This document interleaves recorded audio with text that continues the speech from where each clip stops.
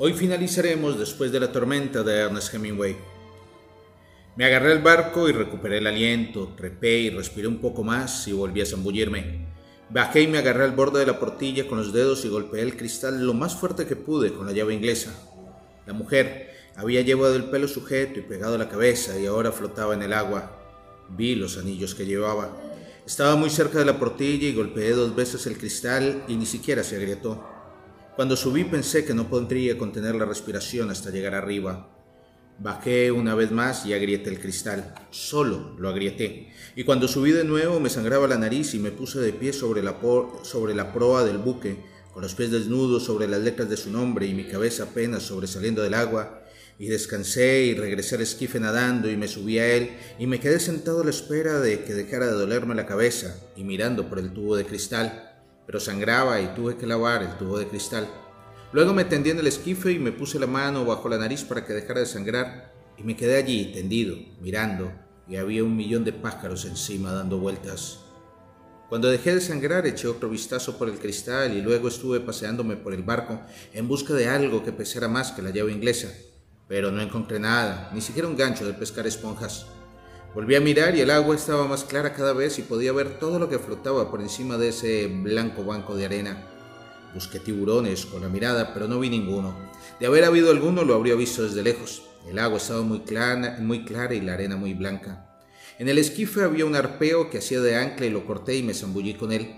Me arrastró muy deprisa y me pasé la portilla. Intenté agarrarme a algo, pero no cogí nada y seguí bajando, resbalando por el casco curvo de la embarcación. Tuve que soltar el arpeo para poder agarrarme. Lo oía chocar contra algo y pareció que pasaba un año antes de que pudiera salir a la superficie. La marea había alejado el esquife y tuve que nadar hasta él con la nariz sangrándome en el agua mientras nadaba y di gracias de que no hubiera tiburones. Pero estaba cansado. Tenía la cabeza como si me la hubieran abierto y me tendí en el esquife y descansé y luego volví a levantarme. La tarde avanzaba. Bajé una vez más con la llave inglesa, pero no sirvió de nada. La llave pesaba demasiado poco. No tenía sentido volver a zambullirme a no ser que tuvieras un martillo o algo lo bastante pensado para romper el cristal. Entonces volví a atar la llave inglesa al ástil del arpón y observé a través del tubo de vidrio y fui dando golpes sobre el cristal de la portilla hasta que la llave inglesa se soltó y vi con el cristal de manera clara y nítida cómo se deslizaba por el casco y caía hasta las arenas movedizas y se perdía ahí. Ya no podía hacer nada más. Había perdido la llave inglesa y había perdido el arpeo, así que remé de vuelta al barco. Estaba demasiado cansado para jalar el esquife y el sol estaba bastante bajo. Los pájaros estaban abandonando el buque y me encaminé hacia Sowetski remolcando el esquife y los pájaros delante de mí y detrás de mí. Estaba cansadísimo. Aquella noche el viento siguió soplando y sopló una semana más. No había manera de librarse de él. Vino alguien del pueblo y me dijo que el tipo al que había rajado estaba bien, menos en el brazo. Y volví al pueblo y me impusieron una fianza de $500.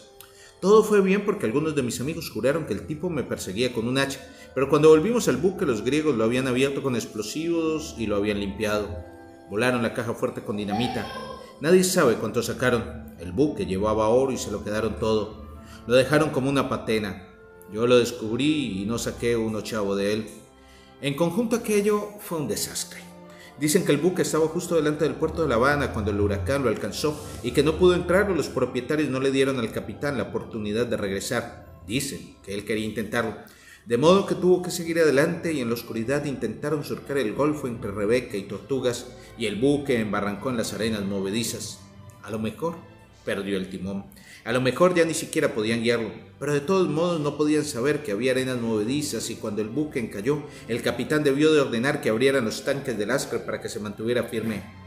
Pero había dado con las arenas movedizas y cuando abrieron los tanques se clavó primero de popa y luego se quedó casi volcado.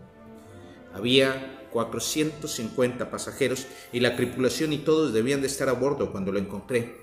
Debieron de abrir los tanques del Askar en cuanto encalló y seguramente nada más tocar las arenas movedizas quedó encallado. Luego debieron de explotar las calderas y eso debían de ser aquellos trozos que salieron despedidos. Fue raro que no hubiera tiburones, ni siquiera peces. Los habría visto en aquella arena blanca y clara. Pero ahora había muchos peces, arpones de los más grandes. La mayor parte de la embarcación estaba ahora bajo la arena, pero esos peces viven en su interior, arpones de los más grandes. Algunos pesan entre 130 y 180 kilos. Un día iremos a pescar alguno. Desde donde está se ve el faro de Rebeca. Han puesto una boya para señalar el lugar. Está justo al final de las arenas movedizas, junto al borde del golfo. 100 metros más y la embarcación lo habría cruzado. En la oscuridad de la tormenta no lo consiguieron. Por la manera en que llovía era imposible que vieran Rebeca, y tampoco estaban acostumbrados a algo así. El capitán de un buque de pasajeros no está acostumbrado a esas sacudidas. Ellos siguen un rumbo y me dicen que colocan una especie de brújula y el barco va solo.